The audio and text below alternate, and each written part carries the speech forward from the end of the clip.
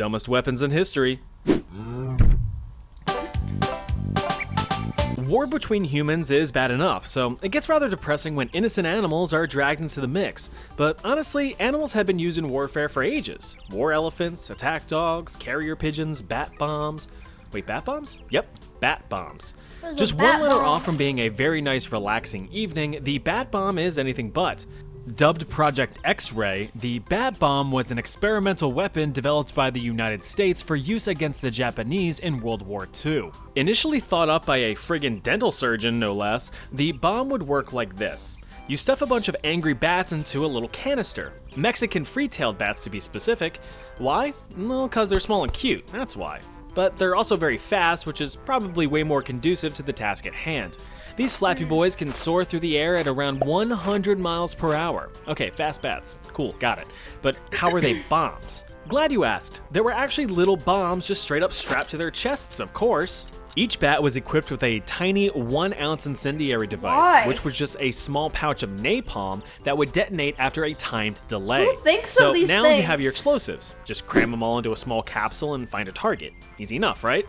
Once the bat bomb was dropped over an intended target, a parachute would deploy, opening the bombshell and releasing over 1,000 bats. Dentists? In theory, the bats would scatter across the landscape and look for places to roost and go sleepy by. Anywhere that a bat could squeeze into and honk some me-me-me's was a suitable target. Since the bats would likely spread over a wide range to multiple targets in the area, they would prove to be very effective little terrorists, as small fires would spring up across the city and be difficult to contain. So how did it do? Well, during a test run in a US airfield, hundreds of armed bats were accidentally released and took refuge next to, for perfect comedic effect, a giant friggin' fuel tank. Don't move.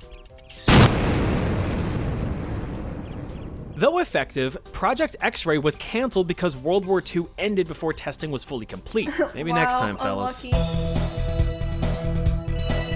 Nuclear bombs dropped from the sky are pretty cool, but how about a bomb that you could bury in the ground waiting for victims to roll over it? Like a landmine? Yes, like a landmine, but a bigger, better one. Enter the Blue Peacock nuclear mine. Developed by the British in the 1950s, the goal of this bomb was to stop potentially invading Soviet forces from taking over recently war-torn Germany. You know, if they decided to do that sort of thing. Oi, bruv, you want Germany? Well, come on then. Oh, hang on a tick. Oh, alright. Yeah, come on then. It was a great exit strategy to render the area completely useless, as everything was now reduced to atoms and irradiated. If I can't have it, no one can, said the British. So, to level a whole city, these things had to be massive, and they were. Each bomb weighed around 16,000 pounds. The bomb would lie in wait underground to be detonated remotely if any invasion took place. The problem with a bomb being underground and unattended is that a lot can go wrong. Detonation mechanisms could fail and refuse to detonate, or it could detonate prematurely like a bad date night. One particular concern was the preservation of the detonation mechanisms during the cold winter when the ground froze over. So what would be a suitable way to prevent a bomb from freezing? Well, you probably want some heat, but from what? Heated water? Not practical. Electric heat? Too dangerous. Wait, I've got it. Body heat. No, Ron, get off the bomb and put your clothes back on. Oh. I'm talking body heat from this. Yup, it was proposed that live chickens would be stuffed into the bombs to provide enough body heat to maintain operation during cold spells. They would be given a supply of food and water as they enjoyed their stay in the 5-star volatile vessel. In the end, only 2 of the 10 proposed bombs were ever built, but neither were ever detonated, and the project was scrapped after a few years of development. So they never, they never actually The Imperial Russian Navy was looking to revolutionize naval warfare in the 1870s. The basic premise is that the bigger the guns, the better the Navy. Well, to have bigger guns, you need bigger ships, but when you build bigger ships, they could probably hold bigger guns. But then why not just build even bigger ships to hold even bigger guns? Well, it's not that simple. By design, ships are rather narrow, leaving weight distribution pretty limited in a geometric sense. So why not widen the ship to be more, round? Surely that would solve the problem. No, that would just be a dumb design. But Imperial Russia didn't think so, and thus in 1874, many Russian rubles were put towards developing and building the Novgorod. This absolute unit What of a the warship fuck measured is that? 101 feet in diameter and was protected with 12 inches of plated armor. Equipped with two 11-inch cannons, it was basically It's a just fully round. strapped lily pad. Any good warship is fast with reliable steering. Was the Novgorod? Nope. By contrast, it was painfully slow and hard to steer. At top Yeah, that speed, shit the probably circular just ship cut spins. through the waves at a staggering 7.5 miles per hour. Holy fuck. Slightly slower than the average male running speed, according Holy to Google. fuck. And funny It says enough, 8. with its My circular thing's blocking design, it. recoil from cannon fire would 8 miles often per cause hour. the ship to unintentionally rotate, slowing down any formidable suppressing fire in a warfare setting while the ship resets position. Not that it mattered too much because each cannon took 10 minutes to reload between shots. Despite her shortcomings, imagine she having to work on that participated in the thing. Russo-Turkish War of 1877, but was ultimately used for shoreline defense instead of active naval warfare. Her career was surprisingly long, lasting 29 years Holy before shit. being decommissioned and eventually sold for scrap. Even today, the Novgorod is regarded as one of the Older than worst me. naval ships ever designed. The ship had many flaws, sure, but experimentation is how we improve as people. Or at least that's what they tell us. Ever What a have an annoying stupid bug piece of buzz shit in and vote. out in front of your face, so you try to get rid of it by blowing some air at it? Yeah, not very effective, is it? And neither was the wind cannon. This 90-degree ass silly cylinder was almost one of the Nazis' Wunderwaffen, or wonder weapons. Almost. It was a 3-foot diameter, 35-foot long cast iron cannon, and it worked like this. A bunch of hydrogen and oxygen would be compressed into the cylinder, and if you paid attention in any chemistry class, you'd know that hydrogen is very flammable, as the Hindenburg found out firsthand.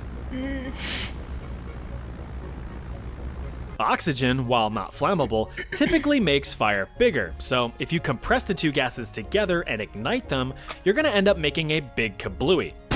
All that air pressure needs somewhere to go, so it all rushes to the path of least resistance, which happens to be the end of this cannon tip here. Why It's is it- essentially a giant potato gun, Why but is it instead of a angle potato, shaped, though? it's a giant air bullet. But how much harm could that really do? Well, during tests, the cannon was impressively able to destroy a stationary 1-inch thick board over 650 Holy shit. feet, or 260 Alaskan king 1 salmon, inch, away. 1 inch thick. So it didn't really do much. It proved even more useless against moving aircraft which fly several thousand feet high. You'd honestly have better luck just hucking rocks at the dang things.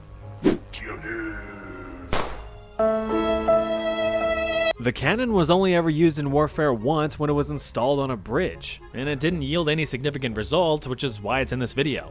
Look at it. Look how dumb it is. Even the Soviets were in on Holy the shit, whole a experimental flying weapons tank. thing in World War II. Everyone was really out there trying new things and seeing what stuck. Take, for example, tanks. Tanks are good. They drive around on the ground and shoot shit, right? Well, what if they could also fly? No, not like an airplane. Well, actually, yes, like an airplane, but only to make it to the battlefield quickly to drive around on the ground and shoot shit. Previously, tanks were haphazardly airdropped with their crew dropped separately, and that's just too slow for warfare. Enter the Antonov A-40 flying tank. It's a tank strapped to a glider. The operating principle is that these bad boys would already have their crew aboard while a bigger plane does the heavy lifting.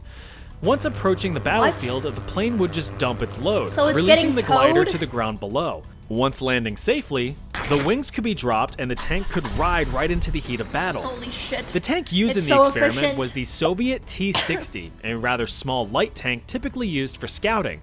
But despite being classified as a light tank, the thing still weighed almost 6 metric tons, or just over 13,000 pounds. So it was far from light. But how is this thing gonna fly, you might ask? The answer is, not well. In order to lighten the load and reduce drag, the tank's secondary guns were removed. Headlights and peripherals were stripped, and ammo and fuel were kept to a minimum, rendering it almost useless. In the end, only one T-60 tank was ever equipped with the glider wings and dropped. When it was tested, the tank landed rather roughly and 180'd back to base almost immediately. Those overseeing the project were all, Holy shit, that This guy has tank a lot will of fly medals. and the project was immediately abandoned. All right, there you have it. At least A bunch they of use- tried. Forget the gun. what? Don't forget the gun. Oh yeah. Yeah, I've got one bonus for you. Ooh, Roll it. a bonus gun. As an honorable mention, we have the Krumlauf, which will certainly make you laugh your ass What the off. fuck this is a that? German weapon attachment used to theoretically shoot around Oh my corners. God! But would you be surprised if I told you it was Anti-peak extremely gun. ineffective? The barrels would only get through a few hundred rounds before just destroying itself. Not to mention that the bullets would be shattered into fragments upon exiting this curved monstrosity. Imagine the last thing you see being a weird curved pipe coming around a corner before your melon just gets converted into jelly jam by Hans's Looney Tune ass gun. I'd be pretty irate. Not that my face could express it. Alright, now I'm done. But you're not done watching, so click here to watch more. I'll see you over there. Dude, the curved gun. Dude, Dumbest that's just so fucking... How would you aim? I guess you would just, like, be around the corner and, like, listen and just pray, right? Because if you peek, that defeats the whole fucking point, right? Oh, a mirror! Oh, God. Yeah, imagine just walking around a building, then you see a mirror and, like, a curved pipe, and then you just fucking die. Oh, brother.